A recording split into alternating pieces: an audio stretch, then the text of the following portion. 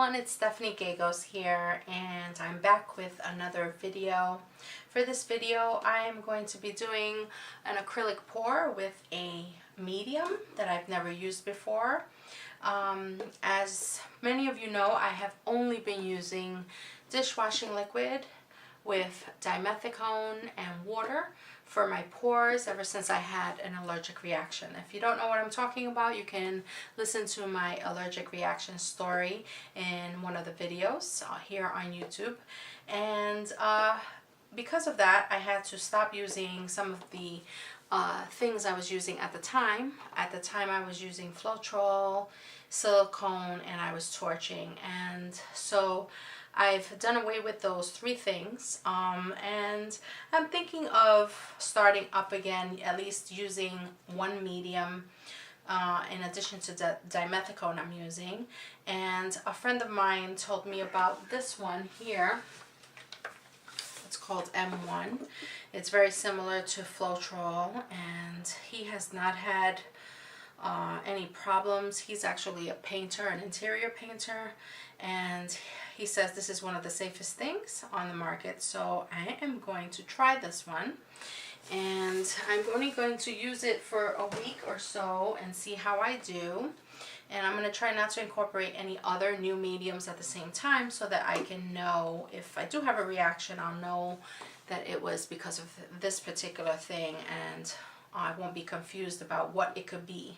The last time it happened, I had to do away with all three things, and I'm really still not sure which one it was, or if it was just that I didn't have proper ventilation and really wasn't taking care of myself. I think that's a big part of it. So I definitely will be wearing gloves, and I'll have my windows open.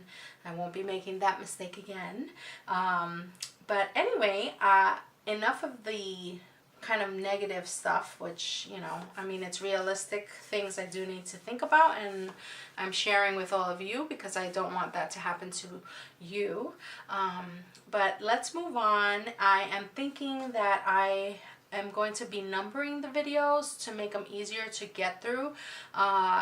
I want to experiment, and really that's what these videos are about for me, is doing different experiments. And so at least for the acrylic pour videos, as well as perhaps the alcohol ink videos I'll be numbering those, and hopefully that will not only keep me accountable so I can see how far I've come, also just to make it easy for you guys to get through the videos, especially if you're coming to know about me much later on. Okay, so I am going to be pouring over some older pours, and I did want to talk about how you can do this. One of the ways you can do this is to gesso the canvas and sand it down.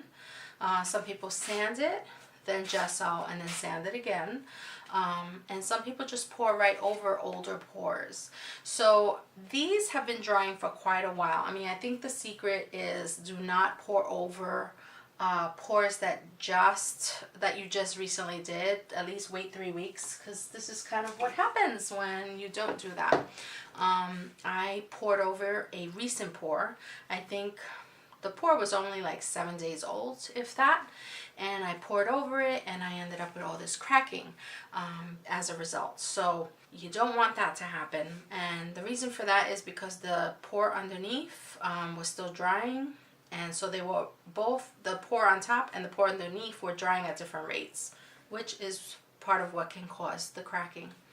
So you don't want that to happen. So now I'm going to wait on this one. This one has some texture to it, so I'm definitely going to sand this one down. But this one, for example, is very smooth. I don't think I really need to gesso this one. So I'm going to experiment and try to pour over these older pours and see what happens without gessoing them. Here is an old portrait I had been working on, and I'm interested to see how the pour will do on this piece of wood, so that'll be fun. And like I said, I'll be using a new medium today, and I'll put in the recipe in the description below, and let's get to mixing. Okay, so let's get started. So for this, I'm going to be using the Artist Loft Flow Acrylic, the black, and the Artist Flow Acrylic in white. I'm also using the Liquitex Basics Light Blue Violet, Prism Violet, the Blick Studio Acrylic Brilliant Yellow Green, the Amsterdam Acrylic Yellowish Green, Deco Art Acrylic Paint Dioxazine Purple. Deco Art Dioxazine Purple. I also have my water here. This is the Dimethicone I'm using, which is the Bio Silk. And I have the M-1 Latex Paint Additive and Extender. I'll probably put this in a smaller bottle so that I don't have to lift that up each time I'm putting some in the cup.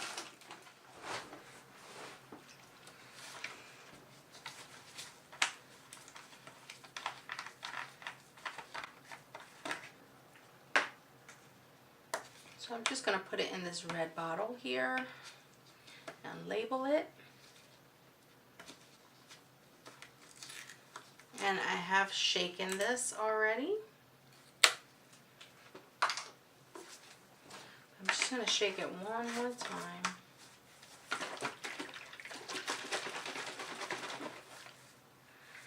This definitely feels a little thinner than, oh, it's bubbling. It's definitely not Floetrol.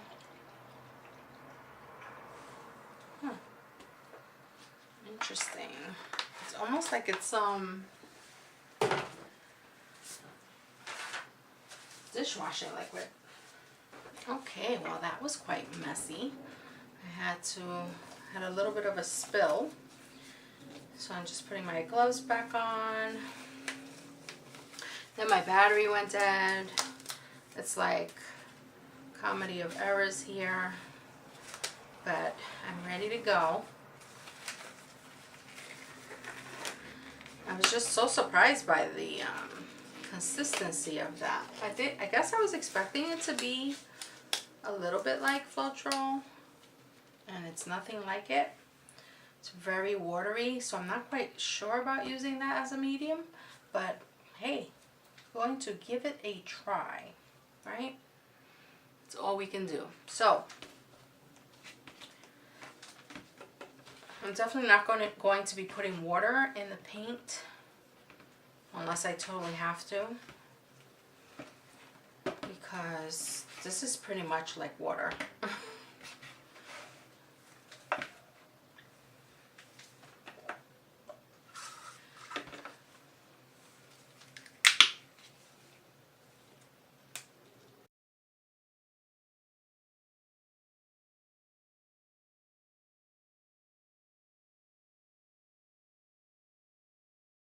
I'm going to be adding the M1 so it's to the desired consistency, and then I'm going to add the Dimethicone at the end.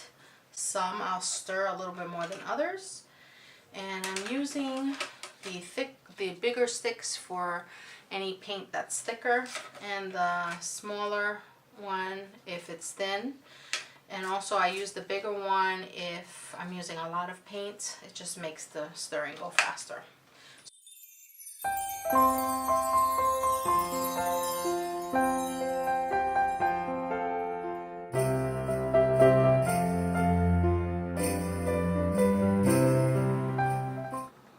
Now this one right here, it mixed very well. It is a wonderful consistency. This one's giving me a harder time. This is chunkier for some reason, and it clumped a little bit, but what I've learned with some paints is you just gotta keep stirring and they will get smooth eventually. Some won't, but some, if you have a little patience with them, they will.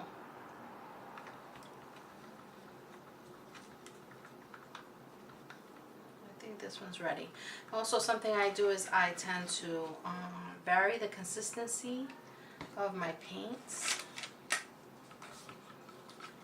so that some are streaming off the stick and some are kind of streaming with a drip.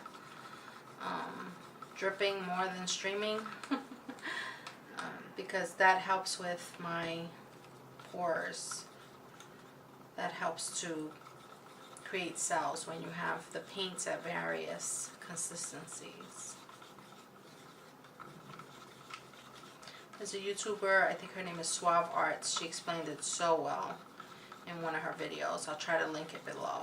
Someone asked, how can you make sure you don't have cells? They didn't want cells in their pores. And the way she explained it really explained how you can have them or not have them. So this paint has a really strong smell. And I'm not going to put too much black, so I'm not going to mix too much. I've actually never used black in any of my pores, so I'm kind of afraid of it overpowering everything. And I rarely, if ever, use purple. I don't think I've used purple before, actually. So we'll see what happens.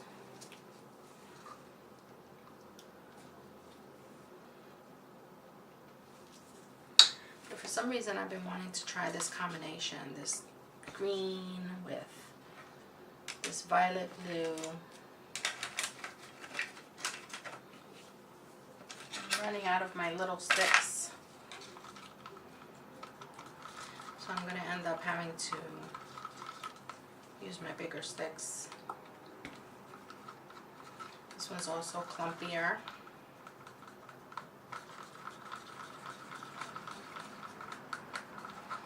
And mixing is just a process you can't really rush. So sometimes I'll put something on Netflix and watch something on there to pass the time. Sometimes I just want to sit in the silence, and that's, you know, rare.